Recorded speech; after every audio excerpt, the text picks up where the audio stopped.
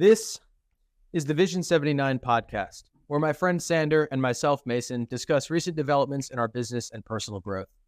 The name Vision 79 comes from our respective racing numbers. Sander's is 40, mine is 39, and together we have a shared vision for success in our business and personal lives.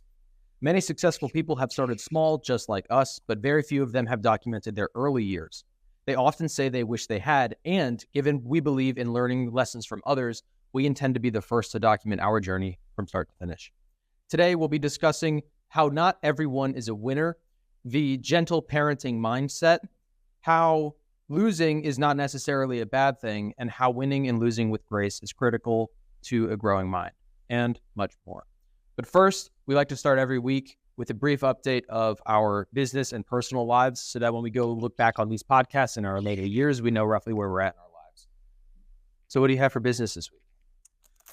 For business, got some documents that you and I both went through. You generated, and then I went through with some comments and a couple of edits. I did. I'm really good at making a bunch of new work and then not touching it at all. I didn't touch it very much either. I'm a great planner, but I'm then have to go execute it all. That's okay. I went through those with you. Got the podcast ready to post. We went through a couple other things in regards to like some future stuff we want to do potentially. Future stuff. Worked on just like future edits or future guests or yes, correct. Stuff like that. I recall. So I spent the early part of my week working on that shirt logo design. So that went to that. We will be wonderful and fun. For just a brief update, Sander and I have Vision 79 shirts. We just bought like bespoke, like one-offs for each of us. Yeah. But people like them. We put a QR code on the back of the most recent one. We should wear it for one of these podcasts. We should. People liked them. Or bring it in and hang it up. That's a great idea. Yeah. It's a great idea. We can scan the QR code through the video on Spotify, zooming in. We can bring in each of ours and then have one showing the front and one showing the back. Yeah. But cute. Our friends liked them and they said, can I get one? So we're designing a new one that's not like for Sander and I, but for regular people to promote the podcast. So in making that logo, Sander spent all of Monday making that logo. Yeah. Most of Monday. And I think it was a slower week for me, which I'm kind of disappointed looking back. I was thinking about it last night and this morning. I was like, I feel like it was slow this week. A lot of your weeks end that way. A lot of weeks end and you're like, I think I hate myself. Yeah. You're like, I'm not going to argue right. with that. That's true. That's funny. So, yeah. I should pick it up. Huh? I should pick it up. Okay. All right. That's what I got. What do you got? That's it? That's everything? Okay. I don't know. That's all I thought of. That's why I was like, man, I suck this week. All right. Well, I've got more, and you were part of all these things. We reorganized and reprioritized a lot of our documents, and in redoing that list, that's when I came up with a ton of new things. And when I come up with a ton of new things, I like to start a document, throw like 10% in there, so that way later on when I circle back, I can layer on another 10%. And it's interesting because I spent my week making like 4 or 5 different documents and putting down like, I would do 10% here and then 10% there and then 10% on the next one. And then I'd go back through. That's how I edit essays, is I just throw a bunch of shit down and then I just read it over and make edits. And then I read it over and make edits. And I read it over and make edits. So I like to work a mile wide, but an inch deep. And then every mile I go down another inch, right? So it's interesting because I take that approach to the documents, and then to the logo, you were like, I'm doing this one thing until it's done perfectly. And then it's like all day. But it's interesting because I feel like I'm constantly making progress because I'm touching a lot of different things, even though I'm not doing a ton to any one of them. I get like, I get little chips done on like 5 documents today, right? Yeah. And you get one perfect, but then you're like, I only got one document done today, right? Yeah. But you're failing to recognize that you did that document really, really well. So it's like a mile wide and an inch deep versus an inch wide, but a mile deep. Right. And I like that we have different working styles like that because I can sit down and like crank out one document all the way through. It's just not my preferred working style, especially if there's like a ton of stuff to do. Right. So we did that reorganization. We also have some Vision 79 updates in addition to the t-shirts because we have decided that we are never going to have sponsors on this page. Never at all. We were talking about it because I'm trying to hit subscriber goals, because if you hit 400 hours of YouTube watch time and 1,000 YouTube subscribers, you can get advertisements. And if we have advertisements, we can pay an editor to edit these videos for us and buy more camera equipment, etc. But the issue is we idolize Alex Hormozi, who doesn't have ads, and we self-reflected and we were like, the whole reason we're doing this podcast is to document our process, not make money. This isn't a business. This is a documentation of our businesses. Let's not get caught up in that. So ultimately we were like, all right, I guess no fucking ads. So instead of doing ads, I think we're going to sell merchandise, which I think is fun anyways, because it's a good way to put your brand out there. It's like advertising. You don't make a ton of money on it ever from selling merch. And then maybe starting a Patreon so that if people do want to donate money, we can still buy camera equipment and editors and stuff like that. But yeah, no, we made the decision, no advertisements. So every video description is going to say ad-free content. Enjoy. Yes. All of them. Maybe we'll grow to regret that, but I think it's a good decision overall. I don't think so. I don't think we'll grow to regret it, because here's the thing. Either we stick with this for another 30 years, we never make anything out of business, and we have a podcast with millions of subscribers and no advertisements, or we hit it big in business and then we have a podcast with no advertisement. Like, I can't think of a single content creator that has I can't think of one that has no advertisements. But even then, Alex Hormozi doesn't. Yeah, that's a good example, right? Yeah. But okay, so it's rare that a content creator has no advertisements. Very rare, right? Yeah. And of the ones that have no advertisements, I can't think of any that I don't like, because I inherently respect them for not having advertisements. Yeah. Mike Israetel is a guy who I found recently. He's a bodybuilding scientist and a physician. And he doesn't do advertisements. He just promotes his Patreon and the app that he built. And I'm like, oh, that's cool. Like, he has his own platform that he can promote his own business. That's neat. I want to do something like that, right? We just can't promote the business yet. That's fine. So maybe Patreon. But the no advertisement content creators are really rare these days. And I feel like it's a really awesome way to like truly document or truly give back to the community, because you don't have any bias. So anyway, those are my business updates for the week. For my life updates, I was voted into the rowing board of directors. So I'm the first official non-parent, non-contract member of the board, meaning that I don't do a year and then leave. I'm here until I go. And in my first meeting, we had to vote to fire both of the head coaches for egregious spending, which was super difficult because I was that coach's first team captain on this team. When he came to the team, it was like a tumultuous time, and I helped him like get through a lot of it. Yeah. And he was almost fired last year or 2 years ago for overspending. And then this year, more overspending. So we didn't have much of a choice, but it was difficult. And we went and talked to the team yesterday. But that was my first official firing as like an employer almost, right? Because as the board, you speak on behalf of the organization, and the coaches are independent contractors. So you choose as the board members to terminate contracts or not. And it was interesting because I've never fired somebody or terminated a contract before. And then Saturday morning, I chose to go to speak to the parents. So I had like 110, 120 like pissed off, confused parents, because all their kids loved these coaches, and the parents don't know what's going on because we couldn't announce it beforehand. So Friday night, they sent out a letter saying, we're firing both the coaches. Show up tomorrow morning if you want to hear more about it. So 120 angry parents showed up at the boathouse. They were like, what the fuck is going on? And so standing next to the other board members and answering to it was it was an awesome experience. And it's one that I'm going to keep with me for a long time, because I haven't had that many people angry at me at a single time in a single room before. But I've also never encountered a situation like that with supreme confidence that we made the right decision, even though it was a difficult decision. Because the board's decision 2 years ago, they were not transparent about. They did not have proper grounds to fire them. They just had personal bias that they didn't want under a spotlight.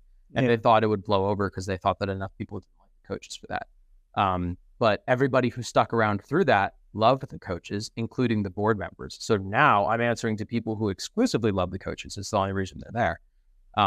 But it was a really good experience, and I'm glad that I was there. Even though it sucked. Very cool. Yeah.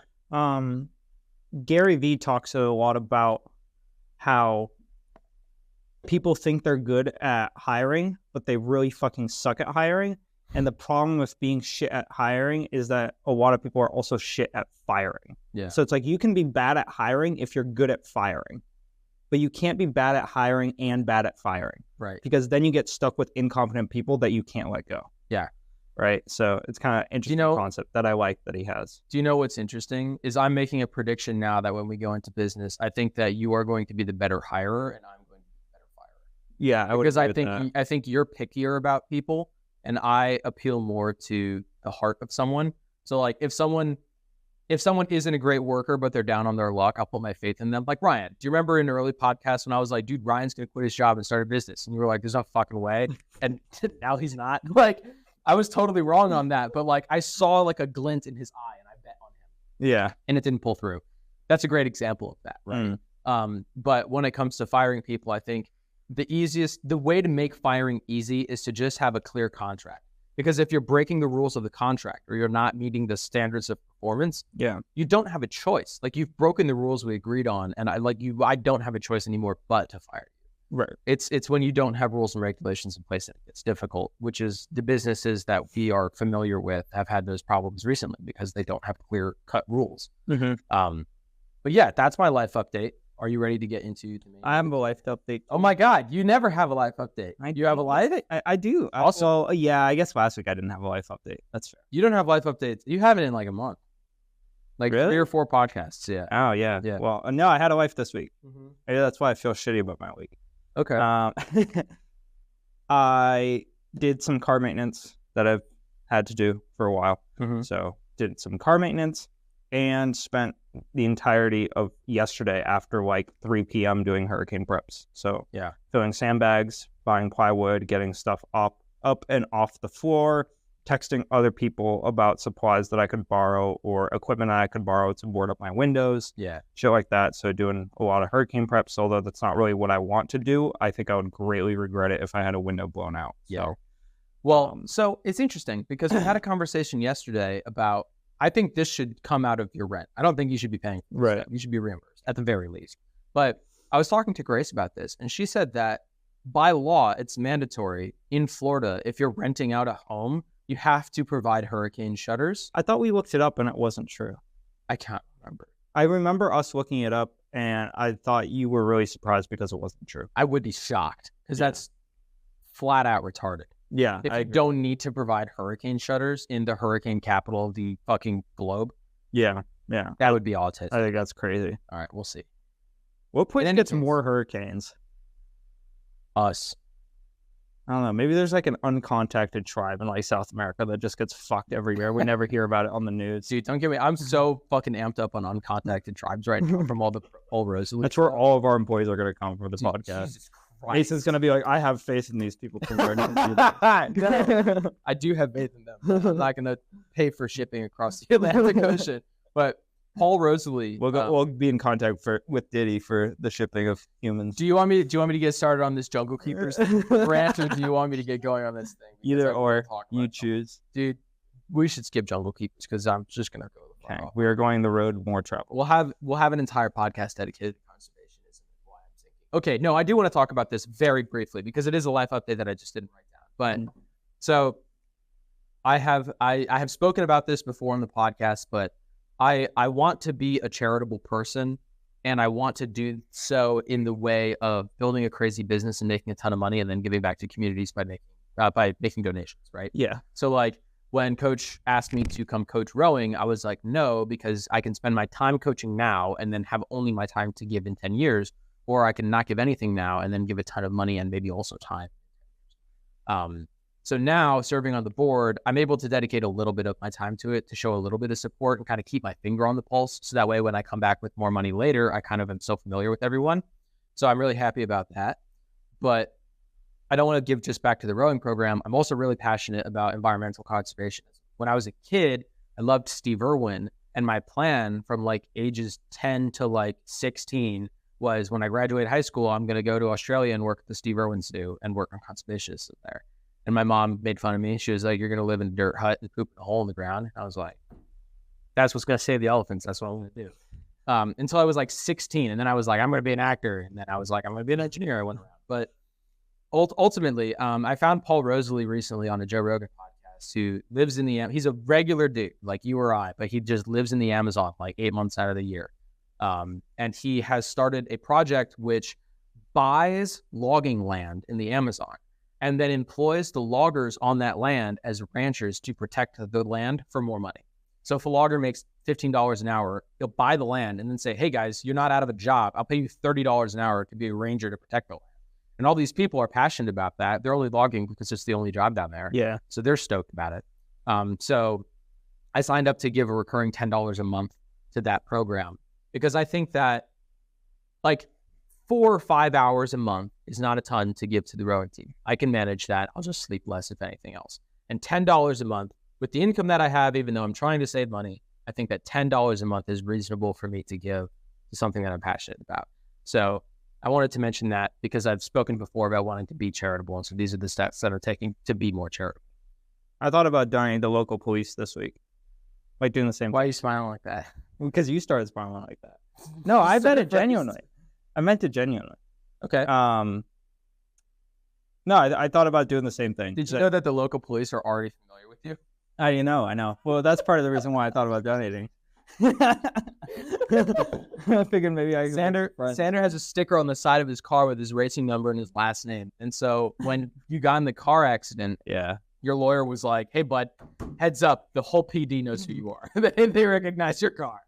But I'm sure by now they recognize. Yeah. He got my ticket dismissed, and then he was like, make sure you keep an eye out because they all know you here. I was like, all right, good enough. That's so funny. Yeah. Can you donate to our local PD, or is it just paying taxes? No, I donate. I believe that you can. Yeah, I believe that you can. You can. Because I've seen people with the local PD stickers, like from Satellite Beach, and I think that is that like when you donate, you can get a sticker and stuff like that. So I was gonna throw that on the beamer and stuff. Cool. But yeah, your coworker's CV radio story, or CB or CV radio.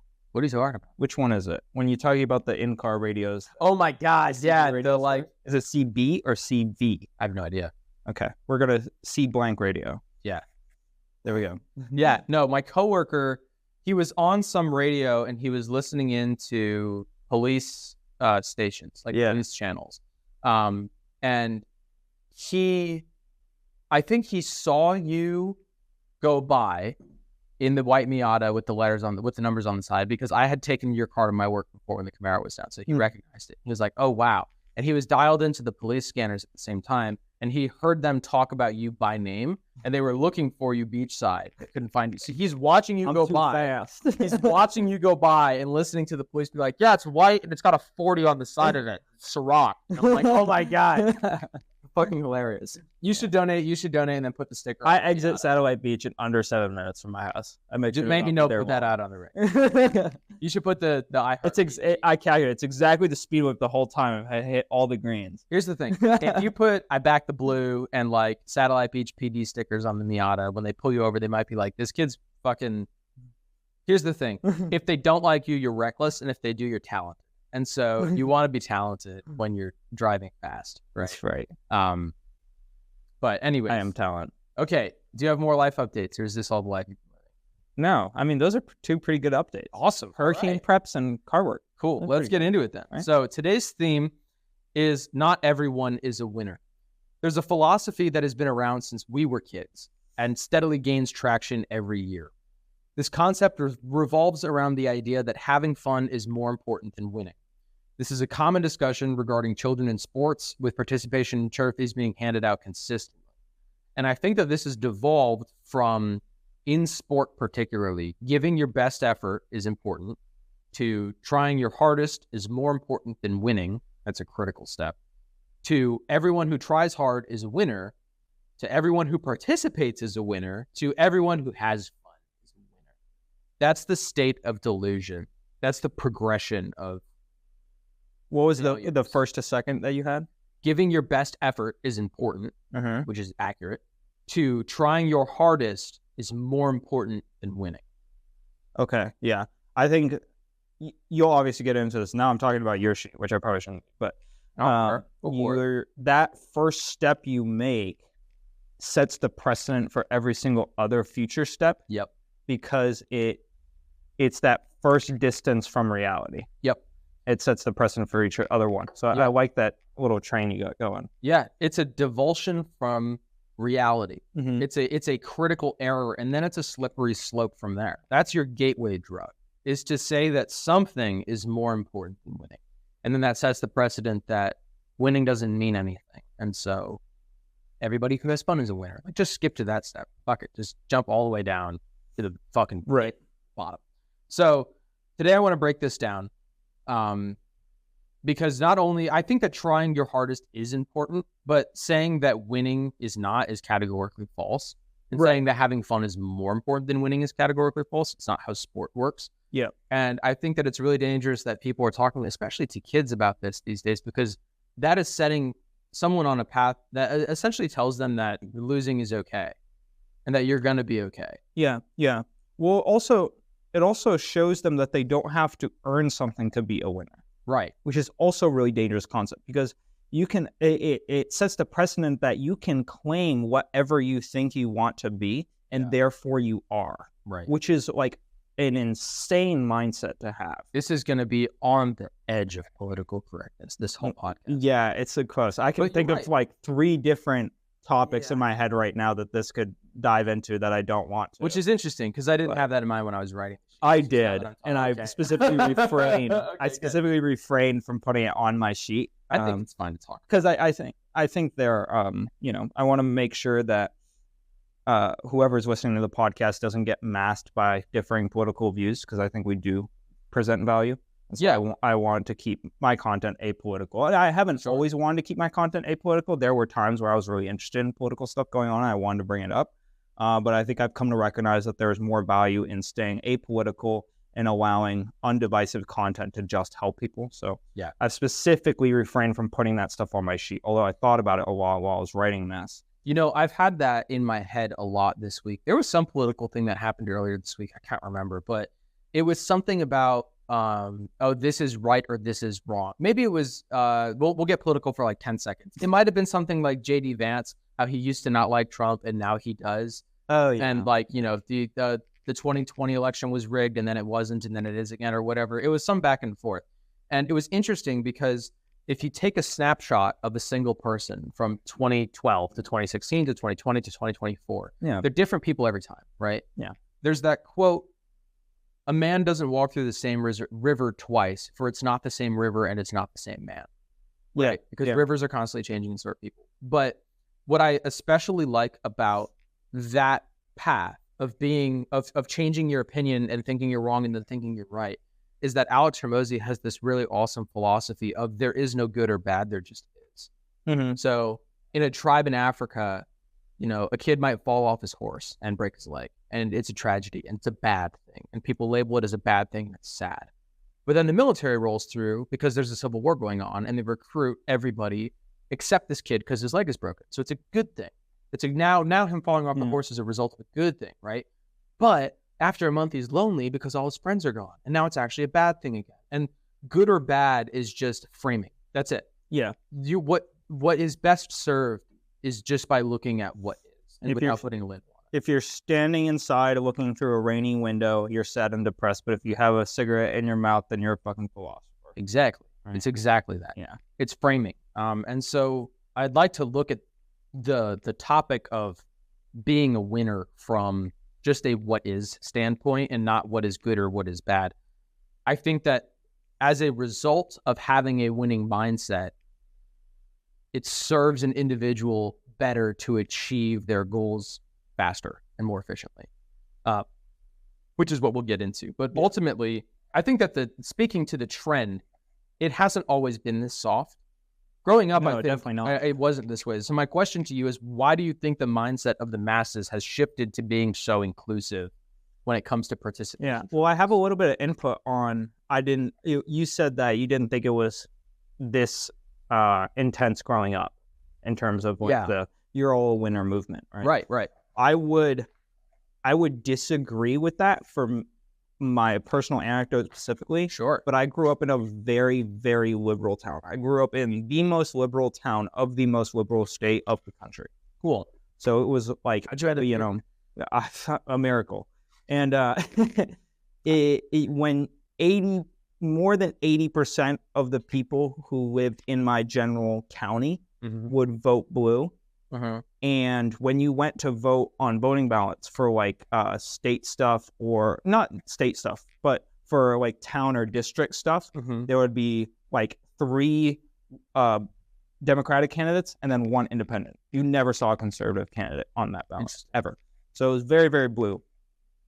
And from the get-go, there was this idea that like everyone's a winner and it's all good. Like, you know, we'll make some competition of dodgeball or whatever, and the winning team gets lollipops. But then, you know, once the winning team gets lollipops, the instructors are like, oh, okay, well, the losing team can get lollipops too, right? So it's like, it's this yin and yang balance of like, you know, kind of making it look like, you know, there's going to be a winner, and then when you actually go into practice, there is no winner. Right. And so that was really, really common for me, and I actually saw that less once I got down here. And I think that was a factor of age as well. I think as you get older, like life starts to treat you the way life does. And so you learn regardless of what the people around you want you to learn or feel. Right. But personally, growing up, there was very much that mindset in the community. And I'm very thankful to have had parents that didn't really buy into that. My mom was very generous and very kind, and she was very loving. But there was a very clear distinction between, oh, you did well and you didn't do well, right? Like there was a very clear distinction. It was never like I didn't do well, but she convinced me I did well. Like that was never the case. It was like, no, like this sucked, and you know, this didn't really go that well, but you know, it's like you can improve. Like here, try this, whatever. Yeah. Right. And my dad was, I would say, more superficial in his approach. I don't think I ever got into like really deep conversation about this sort of thing with my dad. I did with my mom occasionally, because we had road trips back and forth from like Boston, Mass to Florida, and then back, and to Texas and California. So we'd talk in the car for like, you know, 20 hours, 25 hours. Yeah. And so I had a lot of conversation with my mom, not as much with my dad, but there was still this idea of, oh, like you did well or you did not do well. Right. Right. But I think that what is happening is, at least you mentioned that the generation today is getting softer. And I think the reason it's happening is because there's a push to treat kids as grown-ups whilst simultaneously recognizing that they are sensitive.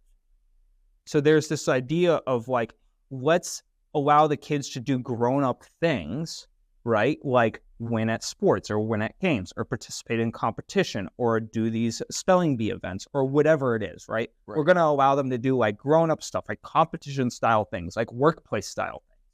But there's also a back of the mind idea of like, okay, these kids that we're treating sort of as adults are still kids. So we have to be mindful of how we make them feel. So instead of like kids going out, I'll make this example, this comparison. Instead of kids going out and playing in the park and playing an easy game of soccer with their friends, and there's a winning team and a losing team, and maybe there's like one star player or whatever,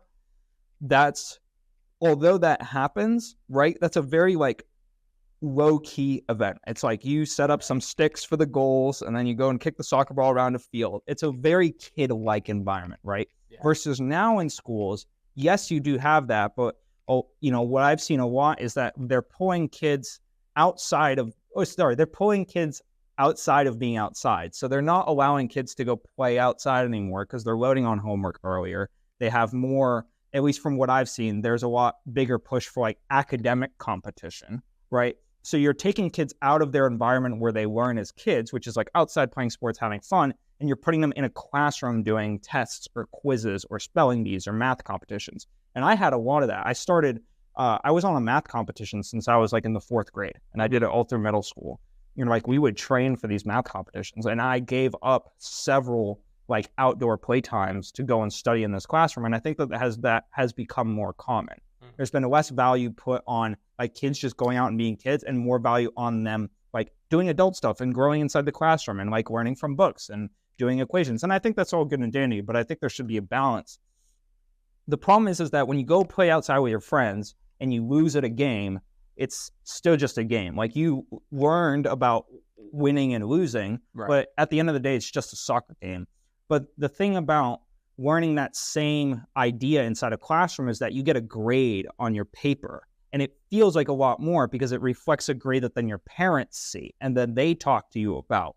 Or it's like a much more, it feels more adult-like because you're like, oh, like I'm getting rated. I'm working like a employee would, right? It's that subconscious kind of, oh, I'm doing like real adult work here. Like I'm actually working through sheets and papers and using a computer and stuff like that. It's not kid stuff. So it's like you're applying this much more advanced kind of environment to these young kids, and then you can't, it's simultaneously really hard to treat them as adults because you can't like beat them down, right? Like it's a lot harder to overcome a bad grade that then your parents see and your teacher sees, and then your teacher talks to you and your friends make fun of you about, than it is like a soccer game that you can just forget about in 20 minutes, right? And so I think that that's part, does that make any sense at all? Yeah, I think so. Okay. I know it's hard to convey, but the point I'm trying to make is that kids aren't learning outside through games anymore about winning and losing. They're learning about winning and losing through the classroom. And when they're in a classroom environment, it's inherently more adult-like, and so it feels a lot heavier because it's more serious shit. But you can't force those kids to, you can't throw them into like a 9-to-5 workplace style environment. So you have to like soften up all the blows of like, oh, you didn't do that bad, or like, oh, like it's okay, like blah, blah, blah, blah, blah. So you soften them and soften them and soften them, and then they don't learn at all.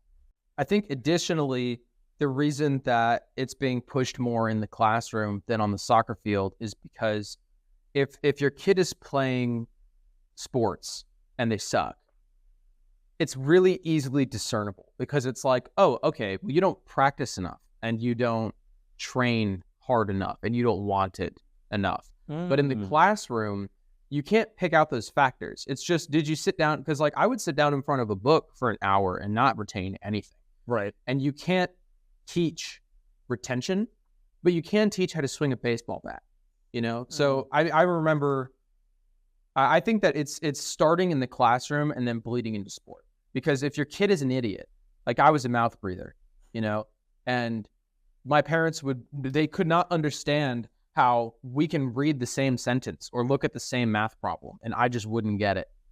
I just wouldn't figure. I just couldn't put it together. Yeah, there was some stuff like that for me too. No matter how many times someone fucking explained it to me, it just did not make any fucking sense. Dude, I remember. I mean, so it started with sports for me because I did not give a fuck. I didn't care about sports at all. I didn't have a ton of friends on the team. I had one friend who I made because we both like Legos. So we would go to soccer practice and talk about Legos, which is not what you should be doing at soccer practice.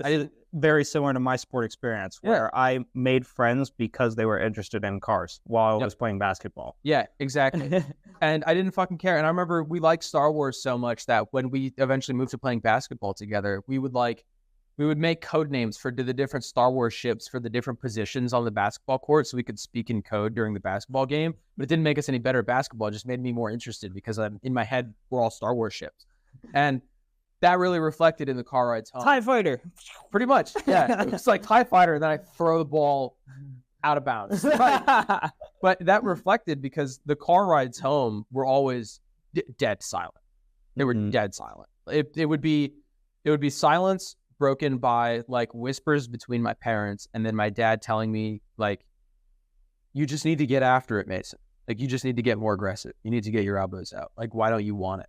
And I heard that after every sporting game, every Saturday morning from when I started sport until he gave up on me in like, I don't know, maybe middle school, where he was like, I don't care anymore.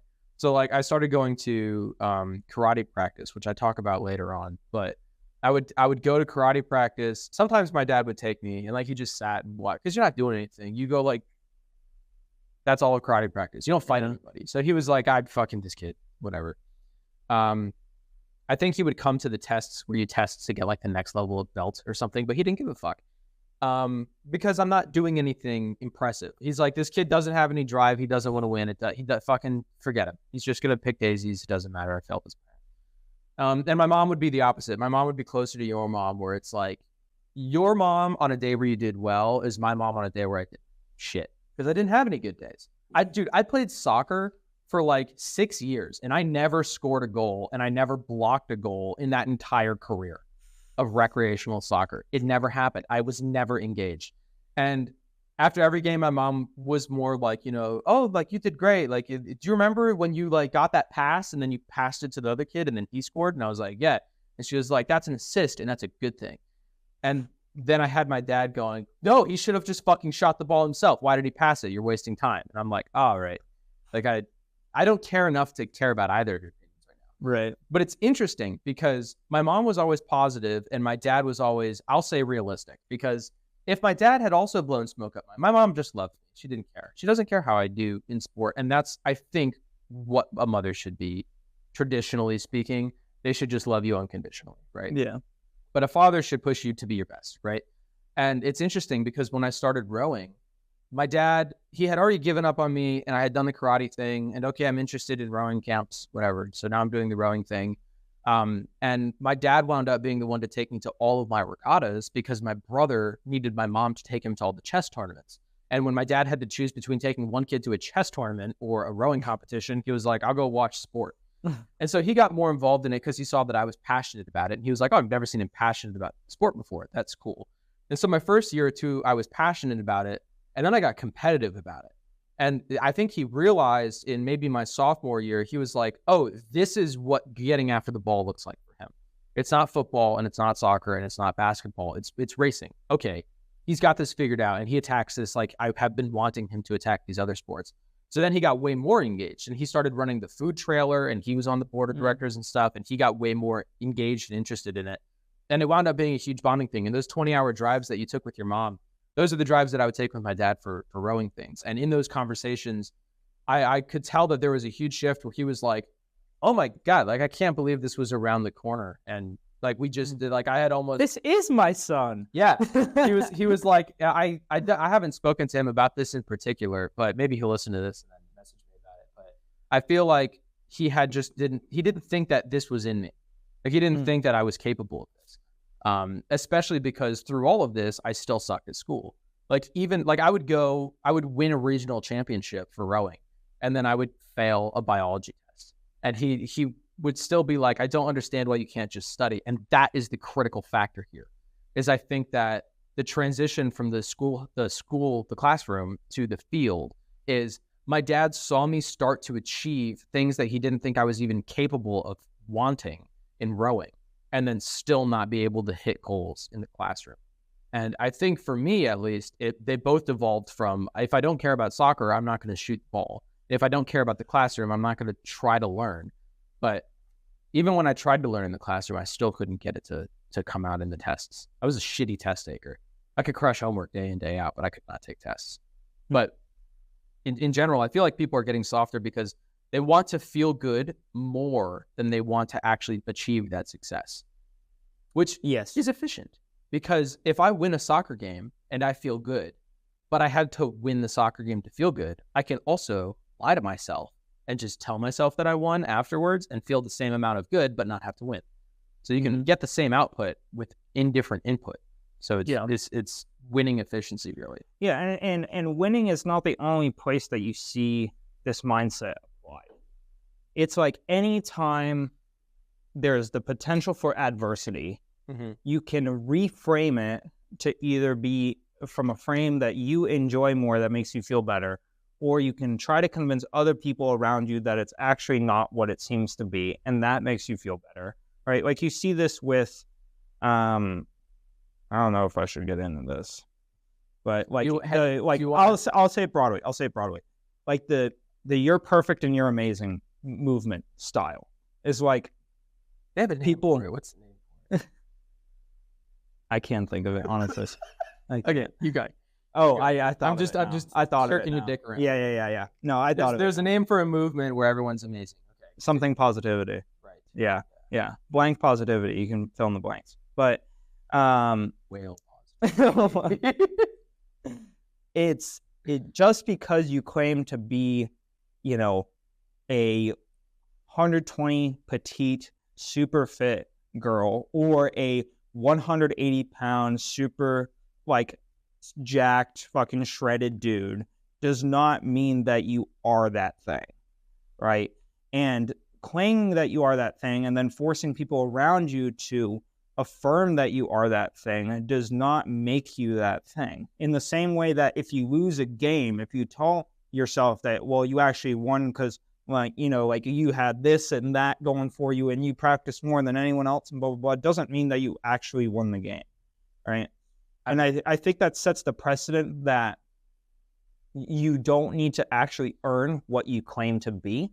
And that's a very dangerous mindset, because now, instead of the world actually having structure, it has relative structure.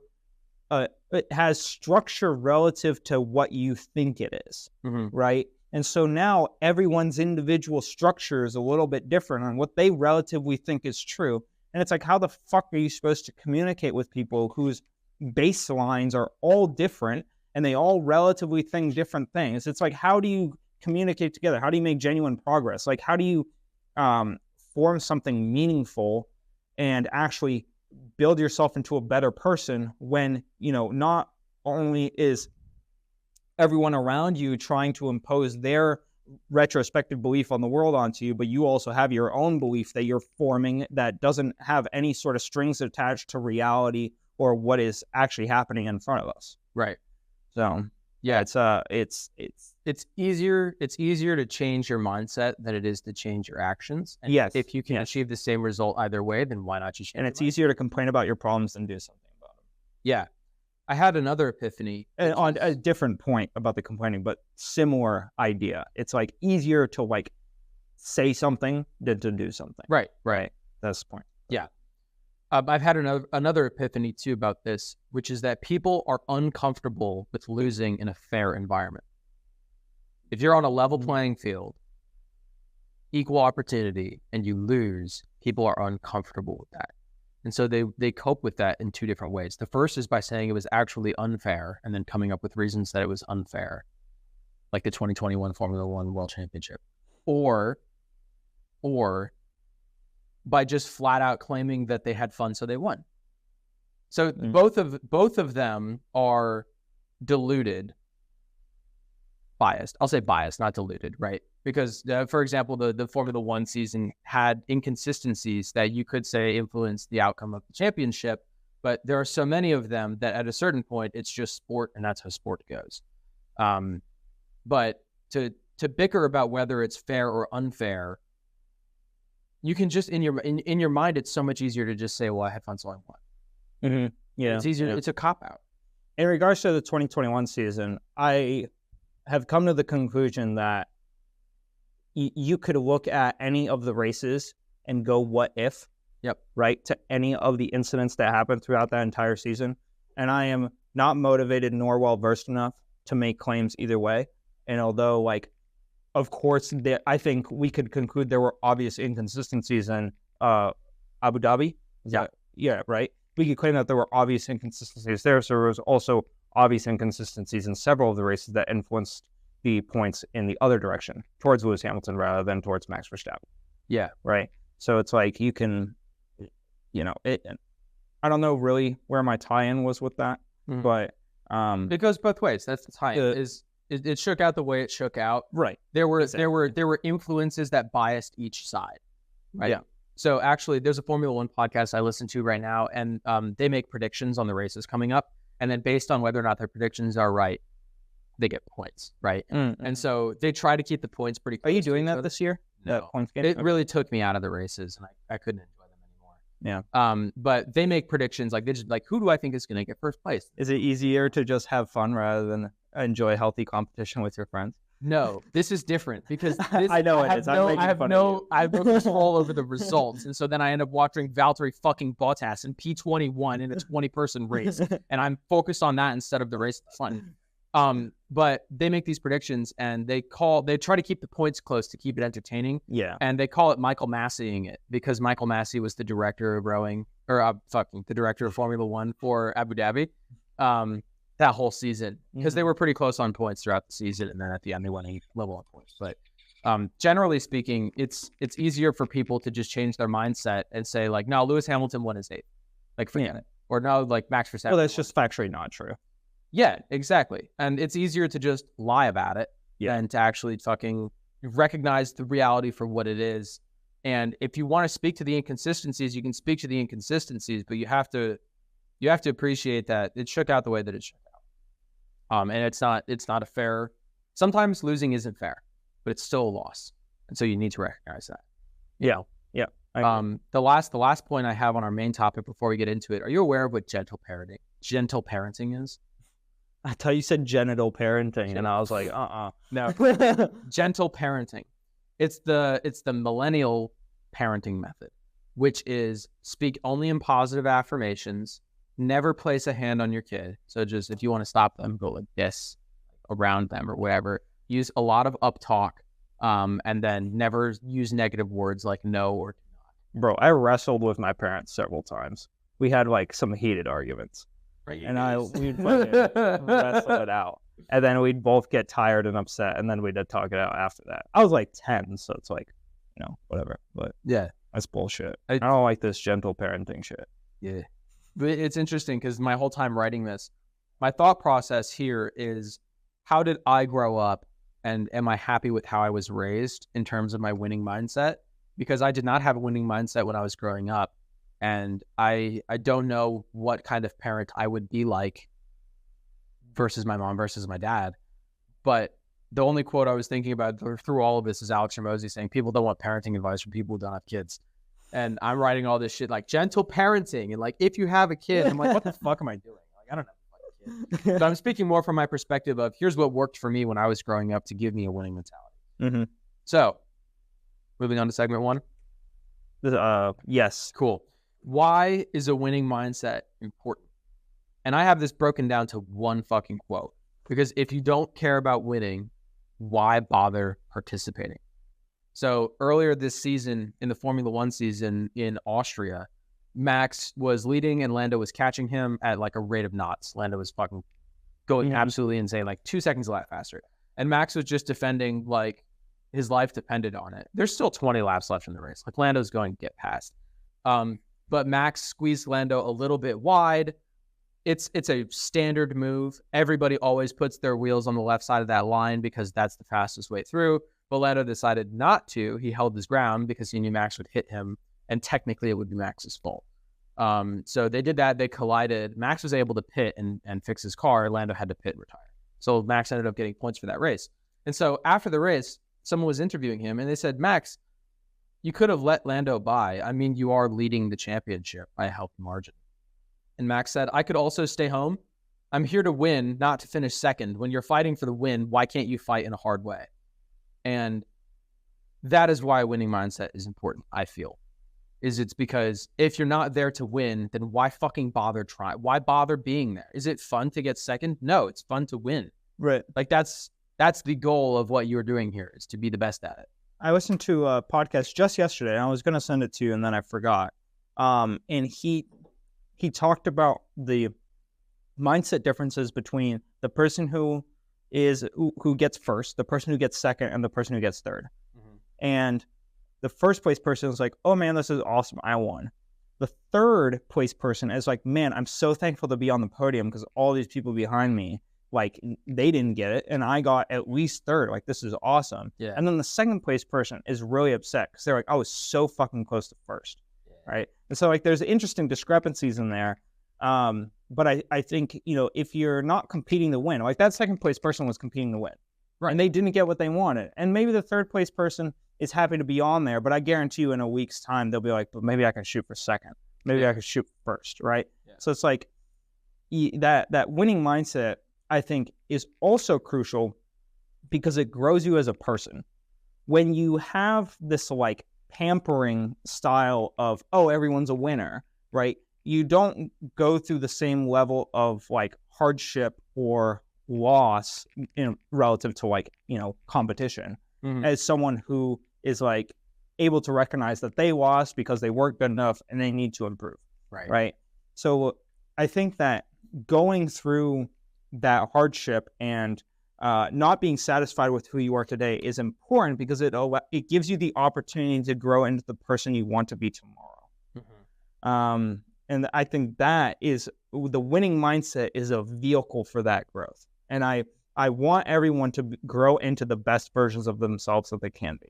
I think that the answer to why is a winning mindset important is that a winning mindset places more emphasis on losing. Because I think that the power of losing is more impactful than the power of winning. If you've never felt loss, you'll never. So there's an experiment that scientists did on a mouse, right? Mm-hmm. They put a mouse in a tube and they attach a spring to his tail to measure how hard he pulls. And they start by wafting the smell of cheese in front of him, and the mouse pulls X hard. Mm-hmm. Then they take away the cheese, and then they waft in the smell of the cat behind him, and he pulls 2X hard. Pulls harder when he's afraid of the cat than when he's excited for the cheese. And I think that similarly here, if you go through your entire life smelling cheese, you think you're capable of pulling X hard because you've never smelled a cat. If you're told after every soccer game, here's your participation trophy, you pretty much won. You only ever smelled the cheese. You've never smelled the cat. Only when you have rowed for an entire season and trained for 10 months straight and learned the rhythm that the guys in your boat have breathed to cross the finish line 0.2 seconds behind first place do you realize what losing really feels like. And then you smell that cat. And you go into the next season recognizing, okay, I pulled X hard last year because I wanted to win. Now I'm pulling 2X hard because I never want to feel 0.2 seconds again. Yeah. That's potent stuff. And I think that there's a large stigma against people recognizing that they suck at something today.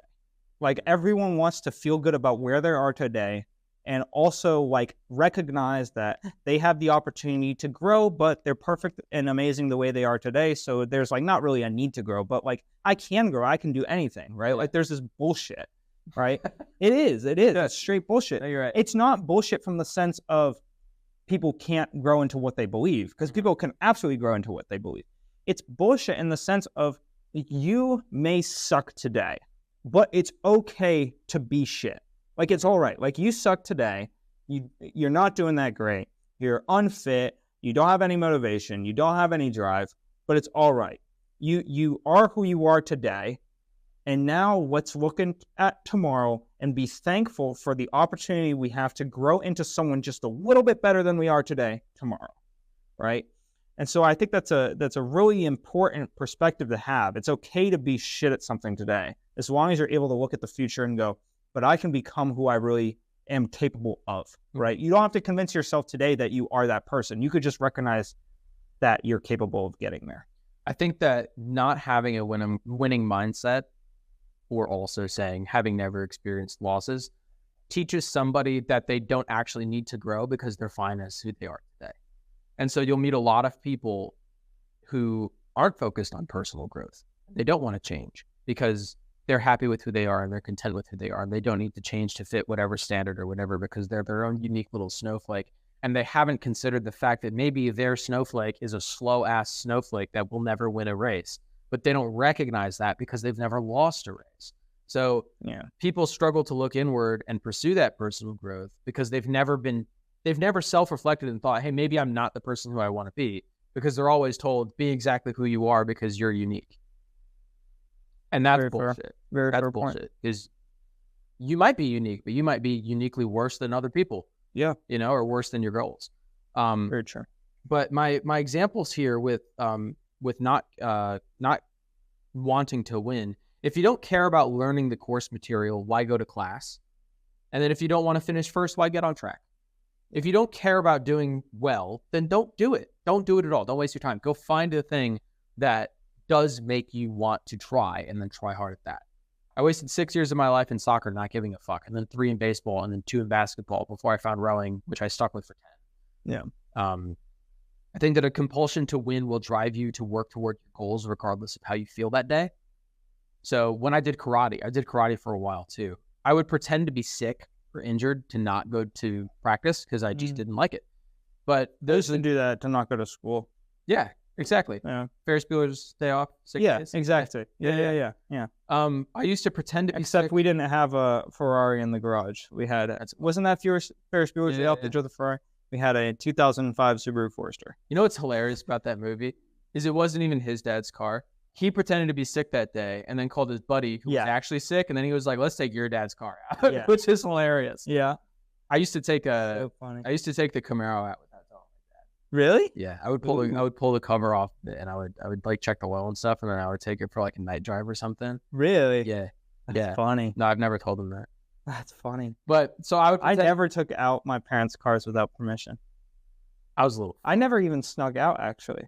The only time The only time I ever snuck out was I was at my dad's house, and I was using my mom's car to drive over there, and I was staying overnight at my dad's house, and my charger cord wasn't working in my room for my phone, and I was like FaceTiming someone or whatever, and it was late. It was like midnight or whatever. So I snuck out and charged my phone in my car, and then I walked back in the house. That's the only time I ever snuck out. That's hilarious. Yeah. Were your parents cool with you going out with friends and stuff at night? Yeah. That's the cool. difference. Yeah. That's the difference. My parents would have been like, you're not meeting a girl in the fucking Iceplex park. My mom didn't give a shit. I had a fucking makeshift bed in the back of my mom's Subaru Forester, and I fuck bitches in the fucking mall parking lot. That's fucking hilarious. Yeah. I did this. I don't know why I felt the need to tell people that on the podcast, but now you know.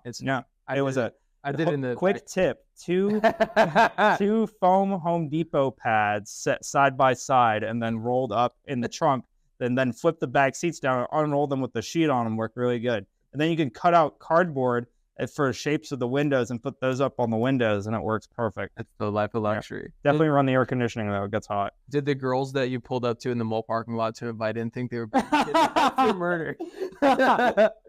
Dude, I just did it in the back of the Firebird, which was way less comfortable. I would have loved to have a. I had a luxury, man. Yeah, I even had the sunroof, so you could like, if you were on the top level, you could throw the sunroof back, like lay down on the. It was awesome, man. That's exactly what I got now. I would pretend to be sick to get out of karate practice. But I have a specific story from college where we were training for a big race, and one of the guys was sick, and so I was sick too, and I was not planning on going to practice the next morning. And coach texted me, and he was like, "Hey, do you think you can come to practice tomorrow?" And I was like, "I'm throwing up right now. What time do you need me there?" And he was like, we would need you at like 5 a.m. or something. We were gonna do like a 3-hour row." And I was like, "Can the boat go on the water if I don't show up?" He was like, "No, we'll be short if you don't go." And I was like, "Okay. I'll let you know how I feel in the morning." He was like, "All right." So I woke up and he was like, "How are you feeling?" And I was like, "I'm on my way." I felt fucking terrible. I threw up that morning, and then I was like, "I'm just gonna go and train so these guys can get water time." But that's the importance of wanting to win. Is if you don't want to win at karate, you're gonna pretend to be sick to not go. And if you want to win at rowing, dude, I wasn't even the boat competing. I just loved my guys enough that I wanted them to have more water time so that they could go compete, because that wasn't even my boat. But ultimately, I think that this can be summed up with a quote from Ricky Bobby from Talladega Nights. You ain't first, you're last, right? And if you're not trying to be first, why the fuck show up? Why try? Yeah. Only show up if you're going to try and if you want to win. Agreed. You have anything else on segment 1? No. Let's move on to segment 2. Segment 2. This is the parenting advice that we'll give, given that neither of us have children.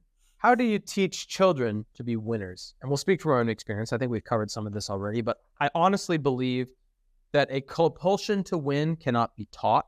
I think it has to be instilled.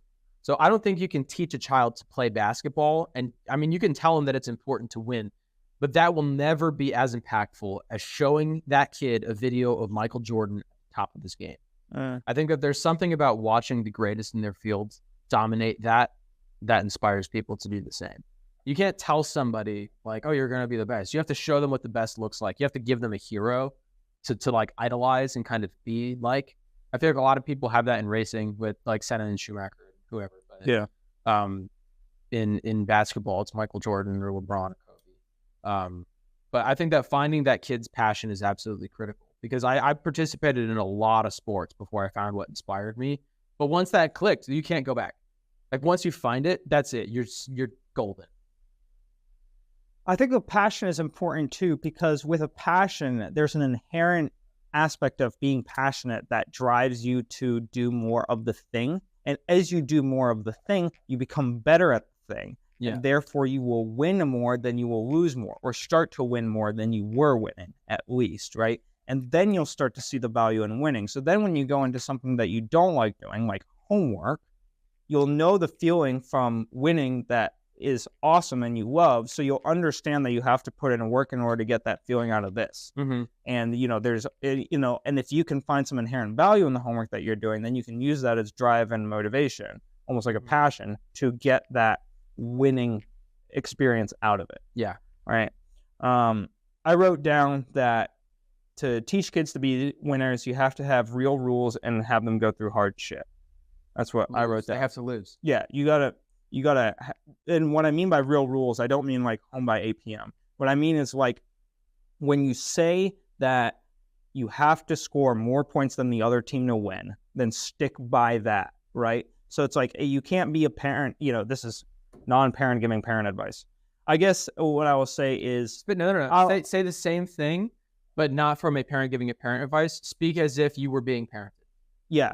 If I was being parented, I would want my parents... If I was being parented and I was playing a soccer game and I lost the soccer game, I wouldn't want my parents to come up to me and go, oh, well, like you actually won.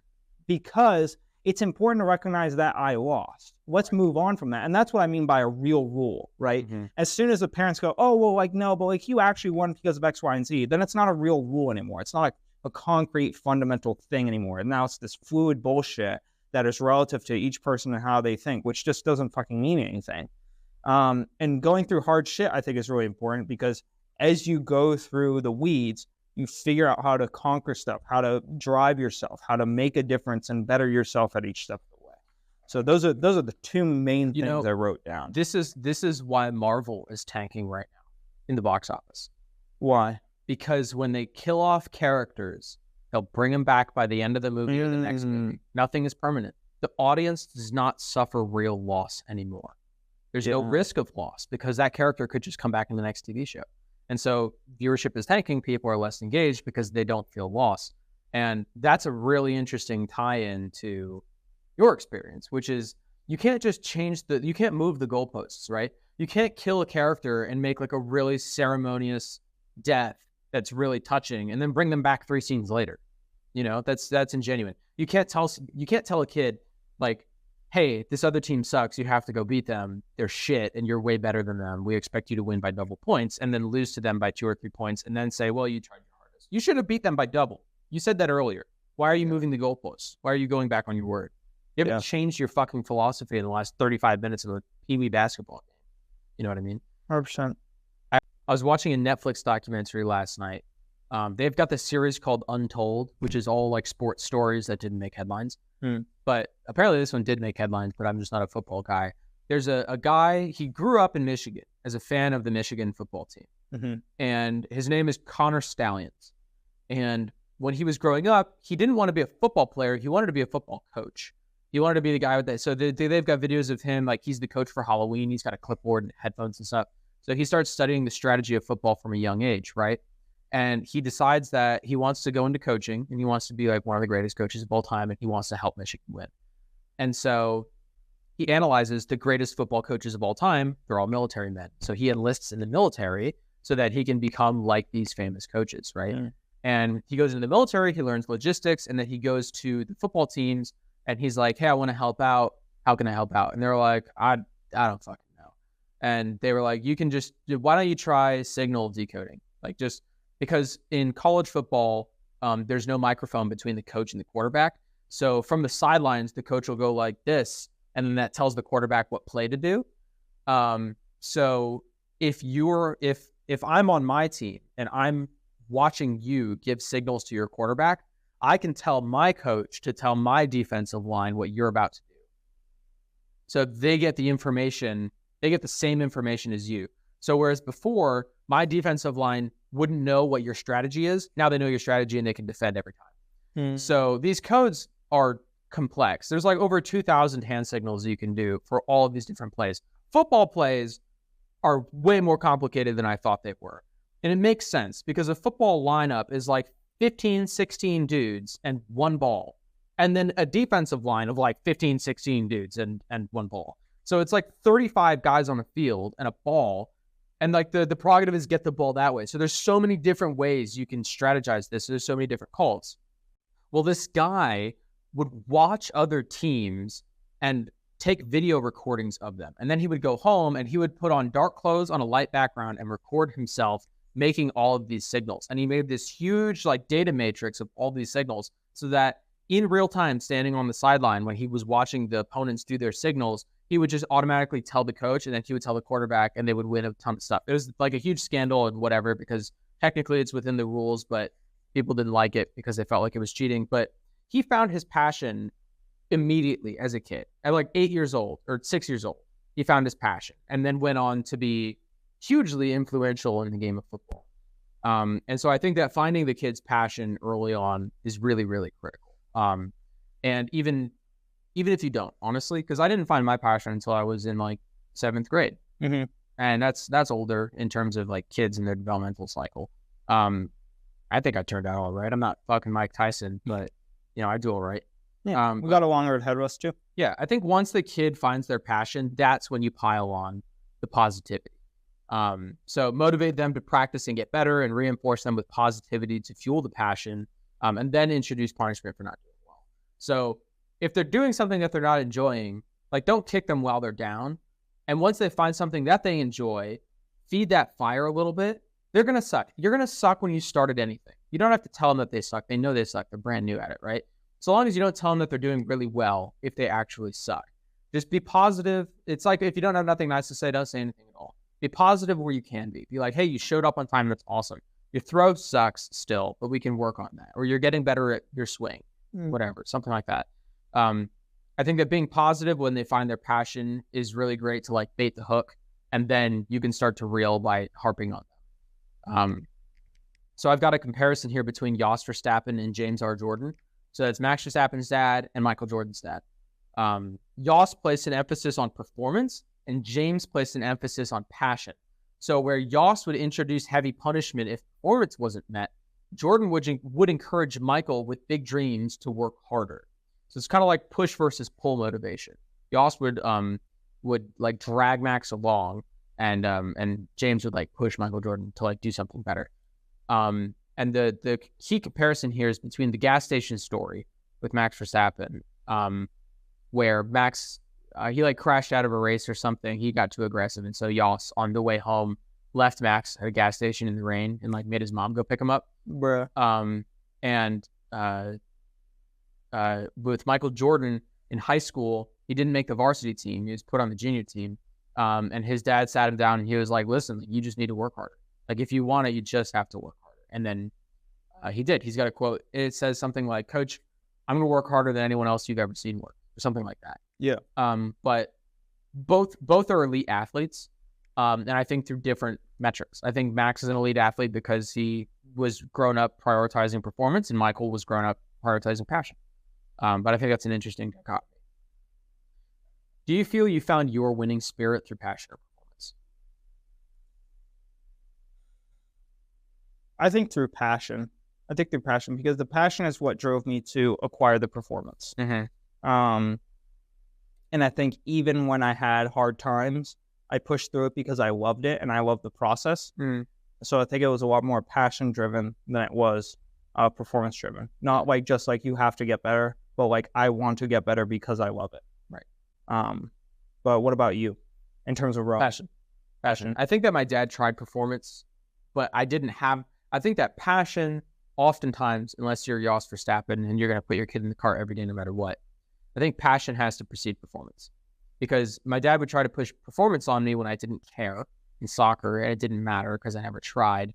But as soon as I hit rowing, it's like nothing he could have done could have stopped. Like, I was that passionate about it, and I was that engaged in pursuing my own goals. And in stark contrast, my uncle with my cousins is closer to Jos Verstappen. My uncle loves football, so he shoves football on his kids, like crams it down their throat. He like makes them sit down and watch football games with him, and like makes them analyze like it's fucking homework. But I will say that his kids don't have a 48% win rate like my dad does. So I don't know. It's my personal opinion that passion is more effective than performance, because that's what keeps you going even on the days that you don't want to do it. It's the love for the sport. Yeah, I would agree with that. Anything else on segment 2? No, I'm ready to move to segment 3. Segment 3. How do you win and lose with grace? I've seen a tremendous amount of hatred and a push for a winning attitude because of the arrogance that often accompanies it. In all sports I participated in, I was told to shake hands at the end of the game, regardless of the outcome, but I felt really bitter about it until I started rowing. And I think it's because rowing taught me to win and lose with grace. Holding respect for not only yourself, but your opponents on the water is the only way to compete. You would be beached otherwise for unsportsmanlike conduct. You would not be allowed to compete if you were a sore loser. So after basketball games, I really hated doing the handshakes because I fucking hated the other team. Even though I didn't really care about basketball, I didn't like to lose. Right. Even then. But I grew to love handshakes through rowing. And I think it's because when you finish a race, if you've done it well, then you have nothing left. Like, you're so beat to shit and you're so empty inside. You have nothing left and you've given absolutely everything. And towards the end of a race, you don't even focus on whether you're winning or losing because you're just trying to survive. And you know, in your boat, everyone else is feeling the same thing. All your competitors feel the exact same way because they just gave everything too. So regardless of where you finished, you all have accomplished the feat of giving it your all, which is, I think, the prerequisite for a winning mentality is you have to give everything first. You have to give 100%. That is critical. You can't give that up. It's not more important than winning, but you can't win without it. And I think that it allows you to win and lose with grace if you know that both crews gave it 100%. So we have a saying towards the end of the race. You do like a sprint call with, like, I don't know, 20% of the race left. They're like, okay, now, like, kick it into high gear and go. But in like the last 10 strokes, they'll often say empty the tanks. Like, leave nothing left. Like, these are your last 10 strokes. It's the last 20 seconds. Go fucking everything you have. Empty tanks. And so when you finish a race, there's a part of you that doesn't even really know or care where you finished in regards to everyone else because you're just trying to breathe.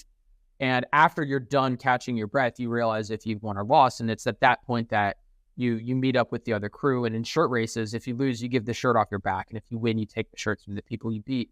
And that's a really intimate connection between competitors that I haven't seen in other events. Like, this is the shirt that they just sweated for 3 hours, and now you have it. But it's not like at first it felt like a dominant thing where it's like, oh, like, I've got your girl on my arm, right? Or it's like, I've got your shit now. Like, you belong to me, bitch. But as I won my first few shirt races, I was like, oh, it's not like a sign of dominance at all. It's a sign of respect. And I grew to really, really love the handshakes. I think it's because we're all passionate about the same thing. And so we all have something in common. Yeah. I think it's also really important to learn from your mistakes when you lose. Yeah. Right. Learning is a rate. I don't remember the exact Alex Hormozy quote for this, but I remember it as it's how quickly you recognize patterns and change your behavior because of them. Yeah. Right.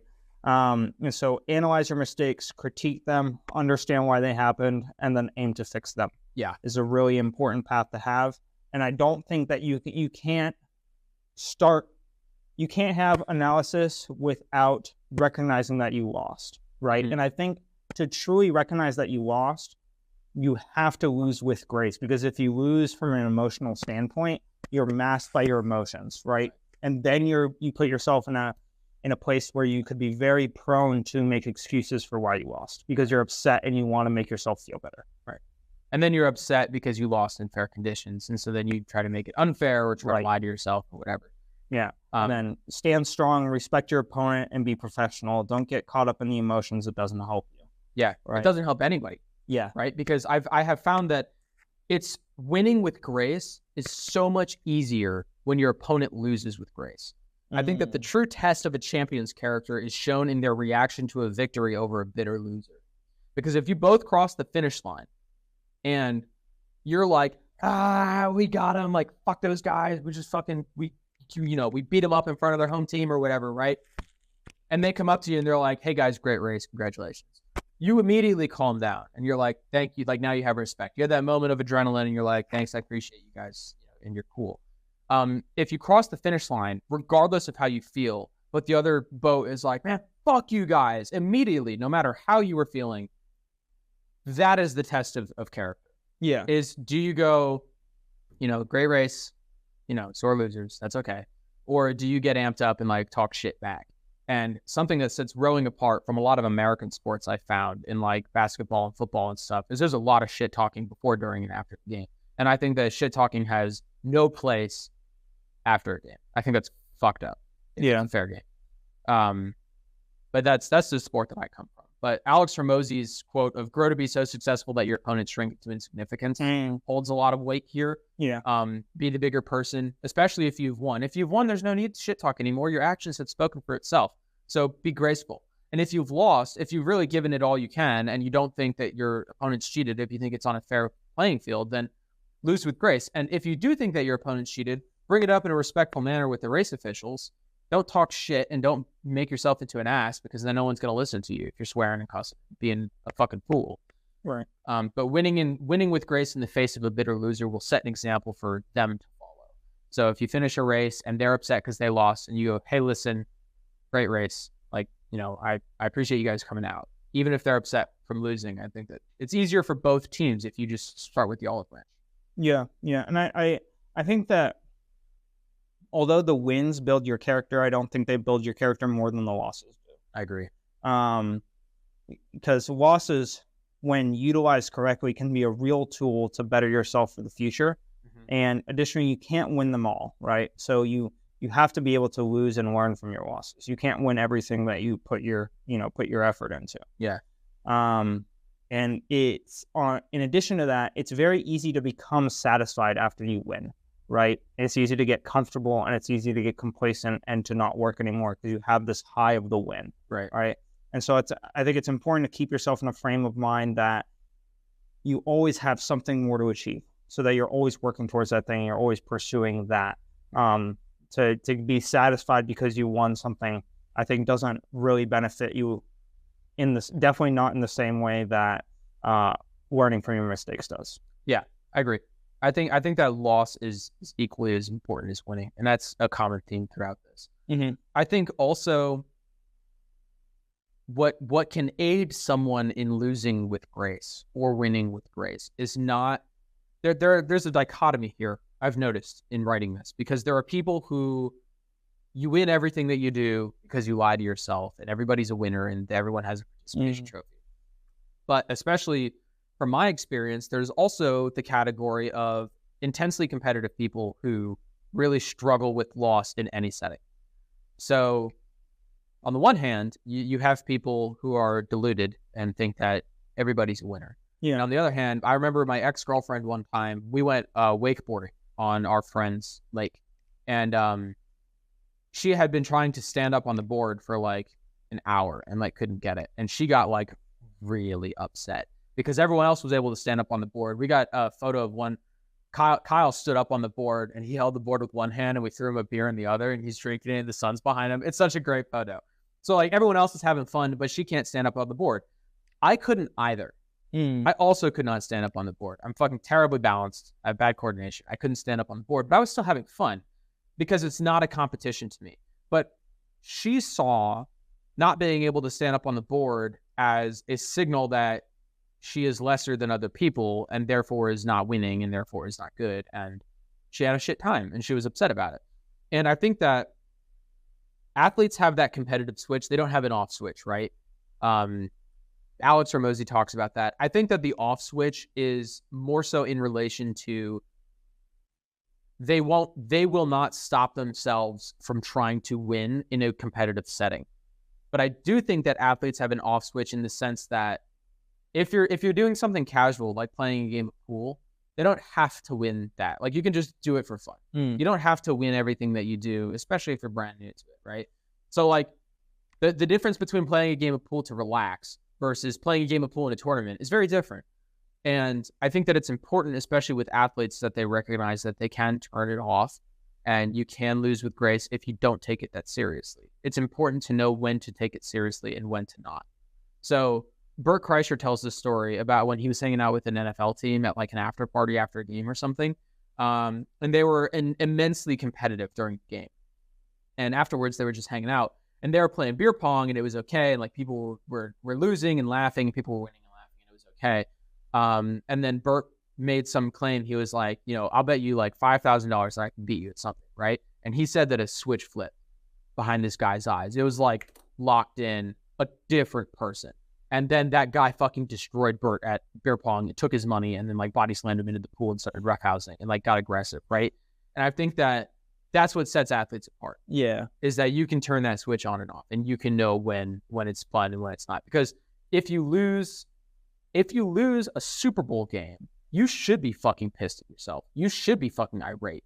You should not disparage your competitors for it because they did get the best of you, but you should be upset with yourself. Mm-hmm. But if you lose a game of beer pong, it's fucking beer pong. Relax. Unless there's money on the table with Bert Kreischer, in which case go fucking nutty, right? Right.